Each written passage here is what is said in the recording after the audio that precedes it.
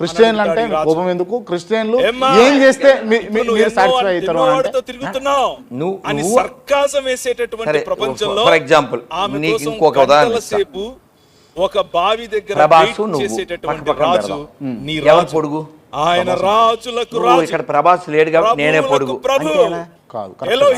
నేను చెప్పేది కదా, నువ్వు కరెక్ట్ కాదని కరెక్ట్ అంటున్నావు, అది కరెక్ట్. చెప్పనా, ఈ రాజు మేకులు కొట్టించుకున్నాడు.